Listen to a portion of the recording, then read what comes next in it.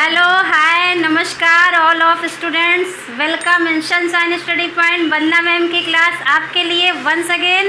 और आप सबका ये ग्रामर टेंस की स्टडी में बहुत बहुत स्वागत है। और आपकी प्रैक्टिस जारी है, हमारी भी प्रैक्टिस जारी है। चलिए आइए देखते हैं आज हमारी स्टडी प्रैक्टिस क्या हमें सिखाने वाली है। आप प्रेजेंट टेंस की जो चारों पार्ट है आप पढ़ चुके हैं, पास्ट के भी पढ़ चुके हैं, फ्यूचर में आप इस समय चल रहे हैं। और इससे जस्ट पहले वाली वीडियो में आपने अभी फ्यूचर इंडेफिनिट टेंस की स्टडी की है। फ्यूचर यानी कि जो भविष्य को डिनोट करता है, जो भी टॉकिंग करते हैं, जो बातचीत करते हैं, या जो भी सेंटेंसेस हमारे सामने देखने में, सुनने में, बोलने में आने वाले हैं, वो सब भविष्य की तरफ संकेत करेंगे। यानी कि फ्यूचर इंडेफिनिट हो, कंटिन्यूअस हो, परफेक्ट हो या परफेक्ट कॉन्टिन्यूअस हो, फ्यूचर की सबसे बड़ी पहचान, उसकी आईडी क्या होगी कि लास्ट का जो वर्ड होगा उसमें गा, गी, गे जरूर मिलने वाला है। चूँकि अभी आप फ्यूचर कंटिन्यूअस में हैं और कंटिन्यूअस को भी आप जानते हैं। कंटिन्यू का मतलब क्या होता है? लगातार। यानी कोई भी एक्शन, कोई भी वर्ब हो रहा होगा वो लगातार हो रहा होगा। प्रेजेंट में था तो उसमें हो रहा है, और पास्ट में था तो बीते हुए कल में जो एक्शन था वो हो रहा था।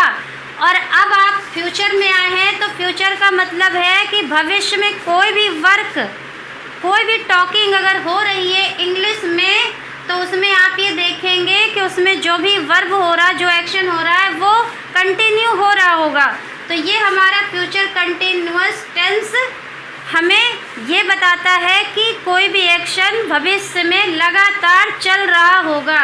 तो इससे आपको क्लियर हो रहा होगा कि इसकी हमारी मेन आईडी भी पता चल रही है। यानी कि फ्यूचर कंटिन्यूअस टेंस की जो आईडी है, रहा होगा, रही होगी, रहे होंगे। देखिए, और आपको हम इससे पहले भी कई बार बता चुके हैं कि जो हमारा कंटिन्यूअस होता है, कंटिन्यू से कंटिन्यूअस बना है, और जैसे ही हम कंटिन्यूअस में आते हैं इसका मतलब है रहा, रही से हमारा कनेक्शन जुड़ जाता है। प्रेजेंट में हमने कंटिन्यूअस पढ़ा, उसमें भी रहा है, रही है, रहे थे। पास्ट में पढ़ा रहा था, रही थी, रहे थे। अब फ्यूचर में तो भी देखिए रहा जरूर है, रहा, रही, रहे जरूर है। और जहाँ पर रहा, रही, रहे हैं, यानी ये रहा जैसा वर्ड जहाँ पर भी है तो वर्ब की फर्स्ट फॉर्म में आईएनजी भी उसी में ऐड होती है। कंटिन्यूअस का कनेक्शन रहा से, रहा का कनेक्शन वर्ब की फर्स्ट फॉर्म आईएनजी। ये शॉर्ट तरीका आपको बता रहे हैं कि वर्ब हमें हर सेंटेंस में, हर टेंस के पार्ट में अलग अलग वर्ब की फॉर्म याद करनी पड़ती है, हेल्पिंग वर्ब हमें याद करना पड़ता है।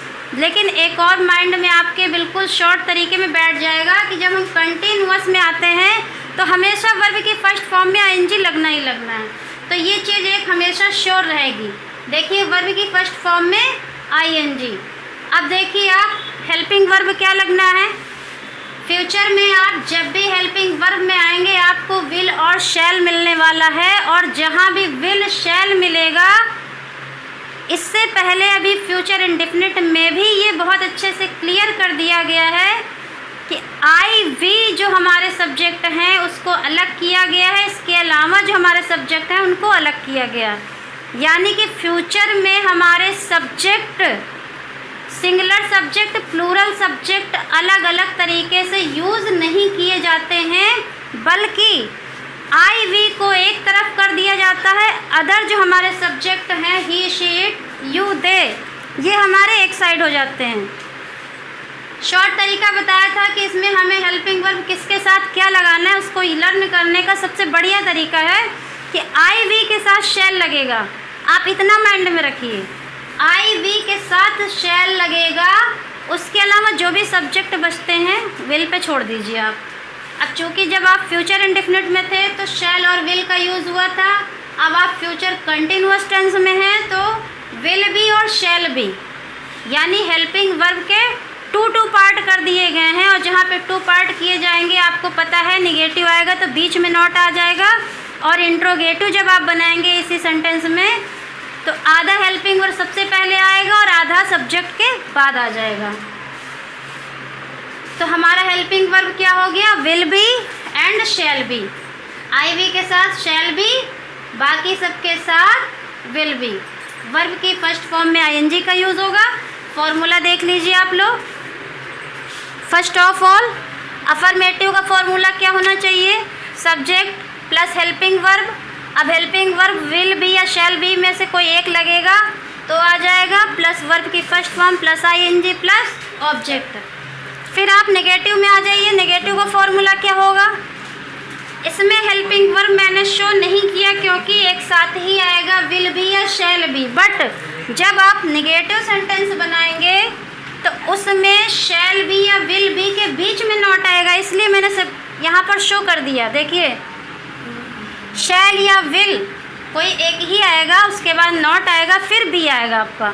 वर्ब की first form ING plus object. Interrogative में देखिए जो फर्स्ट टाइप का होता है, जो क्या से स्टार्ट होता है, हेल्पिंग वर्ब से बनता है, उसमें भी कोई एक हेल्पिंग वर्ब आएगा, शैल या will plus subject plus be plus verb की first form plus ING plus object. Second type में अदर क्वेश्चन वर्ड आते हैं जो सबसे पहले लिख किया जाता है क्वेश्चन वर्ड प्लस शैल या will plus subject plus be plus verb की फर्स्ट फॉर्म में आईएनजी प्लस ऑब्जेक्ट। और ये नॉट की पोजीशन तो आपको क्लियर है ही है कि हमेशा नॉट हमारा सब्जेक्ट के बाद आता है इंट्रोगेटिव सेंटेंस में। तो सब्जेक्ट के बाद आएगा तो सिंपल सी बात है, सब्जेक्ट एंड बी के बीच में नॉट हमारा ये सेट हो जाएगा।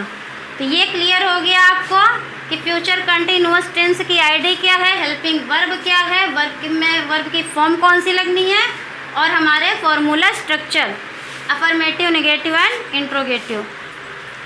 चलिए अपने एग्जाम्पल की ओर चलते हैं, क्योंकि एग्जाम्पल करके ही आपकी जो स्टडी होती है टेंस की वो कंप्लीट होती है। तो फर्स्ट ऑफ ऑल आपका वह फुटबॉल खेल रहा होगा। हमेशा आपको बताते हैं जब भी सेंटेंस आपके सामने आप सबसे पहले लास्ट वर्ड पे चले जाइए, क्योंकि अभी आपको पता है कि आप फ्यूचर कंटिन्यूअस में पढ़ रहे हो तो आपको रूल पता है, इसलिए फटाफट कर लोगे। बट जहाँ पे कंबाइंड सेंटेंस आपके सामने होंगे तो वहाँ पर सबसे पहले आप आईडी पकड़ोगे, क्योंकि आईडी पकड़ोगे तो आपको हेल्पिंग वर्ब पकड़ना होगा और वर्ब की फॉर्म कैच करनी होगी। तो इसलिए जब भी आप कभी भी ट्रांसलेशन कर रहे हो, सेंटेंस कर रहे हो, या कोई आपके सामने बोल रहा है तो उसके लास्ट वर्ड पे आप जाइए। जब लास्ट वर्ड पर जाएंगे तभी आपको उसका पूरा जो रूल है वो समझ में आएगा। तो देखिए आपका रहा होगा, है कि नहीं, यहाँ पे रहा हूँगा, रहे होंगे, रही होगी, यानी कि हमें क्लियर है कि हम फ्यूचर कंटिन्यूअस में ही हैं, ये श्योर है। तो अब आप देखिए फ्यूचर कंटिन्यूअस में इसका मतलब हेल्पिंग वर्ब शैल बी या विल बी का यूज़ होना है, वर्ब की फर्स्ट फॉर्म में आईएनजी लगना है, और आईवी के साथ शैल बी, बाकी सबके साथ विल बी। तो वह यानी ही है, आईवी तो है नहीं यहाँ पर, आईवी नहीं तो इसका मतलब है विल बी होगा हमारा। He will be playing football. देखिए वर्ब की फर्स्ट फॉर्म में आईएनजी लगा, प्ले यानी प्लेइंग। सेकंड देखिए आपका, चूँकि ये आपका फर्स्ट कौन सा था, अफर्मेटिव। सेकंड देखिए मैं बाग में नहीं दौड़ रहा हूँगा, नहीं, यानी कि ये निगेटिव सेंटेंस है आपका। और सब्जेक्ट देखिए आपका क्या है, मैं, आई वी है तो शैल बी का यूज़ होना है, आई शैल, चूँकि निगेटिव है इसलिए शैल या विल बी के बीच में नॉट का यूज़ करना है। आपने अभी अभी जो फॉर्मूला स्ट्रक्चर देखा है उसके according I shawl not be running in the garden. कहाँ, बाग में। बाग में हमारा क्या है, प्रीपोजिशन है, जो जिस वर्ड के बाद में होता है उसके बिफोर में लगता है, इसलिए इन दी गार्डन जो ऑब्जेक्ट है। थर्ड देखिए आपका, क्या हम इस समय दूध पी रहे होंगे, क्या आया, इसका मतलब ये इंट्रोगेटिव सेंटेंस है। जो सबसे पहले क्या आया, यानी फर्स्ट टाइप का हेल्पिंग वर्ब से शुरू होगा। हम, सब्जेक्ट क्या है, क्योंकि हमें इसमें हेल्पिंग वर्ब को पकड़ना है। जब तक हम सब्जेक्ट नहीं देखेंगे तो हम यानी आई वी के साथ शैल का यूज़ होता है, शैल वी बी। आधा हेल्पिंग वर्ब पहले बताया था और आधा हमारा सब्जेक्ट के बाद। Shall we be drinking milk, पीना हमारा वर्ब है, इसलिए ड्रिंकिंग क्या पी रहे हैं, दूध। क्या हम इस समय दूध पी रहे होंगे, क्या हम सब्जेक्ट बन गया हमारा, पी रहे होंगे वर्ब है ड्रिंकिंग। क्या पी रहे होंगे, अगर कहा जाए आपसे पी रहे होंगे तो क्या पी रहे होंगे, दूध यानी मिल्क। फिर आपका आएगा किस समय, यानी कि एट दिस टाइम। आप मैंने पढ़ने का तरीका बताया था कि ऑब्जेक्ट अगर सेंटेंस में एक के अलावा 2, 3, 4 हों तो उसी में से हमें क्वेश्चन निकाल करके जो आंसर मिलता है उसी के अकॉर्डिंग हम ऑब्जेक्ट को रखते जाते हैं। लास्ट आइए देखिए, वह कल गीत क्यों नहीं गा रही होगी। क्यों यानी कि इंट्रोगेटिव है और इसमें नहीं भी आया यानी कि इंट्रोगेटिव में नॉट का भी यूज़ है जो सब्जेक्ट के बाद करना है। देखिए क्यों, वाई, और हमारा सब्जेक्ट क्या है, वह, यानी कि गा रही होगी। शी का यूज़ है, आई वी के साथ शैल होता है, बाकी सबके साथ विल, तो हमने विल रख लिया। वाई विल शी, और सब्जेक्ट के बाद नॉट बी, वह नहीं गा रही होगी। गा रही वर्ब है सिंगिंग, क्या, गीत, ए सॉन्ग, कब, कल, टुमारो। अब यहाँ पे आपको ये लग रहा होगा इसमें टुमारो क्यों लग रहा है, यस्टरडे क्यों नहीं लग रहा है, क्योंकि हम फ्यूचर की बात कर रहे हैं, फ्यूचर में स्टडी कर रहे हैं। फ्यूचर का मतलब भविष्य होता है और भविष्य काल में कल की इंग्लिश हमेशा टुमारो होती है। यस्टरडे मीन भी होता है कल, लेकिन वो बीता हुआ कल होता है, यानी पास्ट में यूज़ होता है। तो टुमारो होता है हमारा आने वाला कल और यस्टरडे होता है बीता हुआ कल। तो ये क्लियर हो गया। उम्मीद है कि आपको बहुत अच्छे से समझ में आ गया होगा फ्यूचर कंटिन्यूअस टेंस के रूल क्या हैं। फॉर्मूला स्ट्रक्चर के बेस पे आपने एग्जाम्पल के जरिए अच्छे से अपनी प्रैक्टिस भी कर ली है और आगे आप अपने वर्ब भी देख लीजिए, जो हमेशा आप 5 वर्ब की स्टडी रेगुलर करते चले आ रहे हो। देखिए, लॉस खोना, रन दौड़ना, रेस्पेक्ट सम्मान करना, सेट छिपना, टीच पढ़ाना। लॉस लॉस्ट लॉस्ट, रन रैन run, respect respected respected, set set set, teach taught taught. तो ये हो गए हमारे 5 वर्ब। और प्रैक्टिस में आपको 10 सेंटेंस हमेशा की तरह अपनी जारी रखने हैं, साथ में वर्ब को भी लेकर के चलना है और उसके साथ में अपनी जो छोटी छोटी मीनिंग आती हैं प्रैक्टिस सेंटेंसेस में वो नोट डाउन करके रेगुलर आपको स्टडी करते रहना है। तो ऑल ऑफ स्टूडेंट्स से उम्मीद है कि समझ में आया होगा बहुत अच्छे से। नहीं आया है तो आप कोशिश करिए, सेंटेंस आपके बहुत जल्दी आपके माइंड में आने वाले हैं, समझ में आने वाले हैं।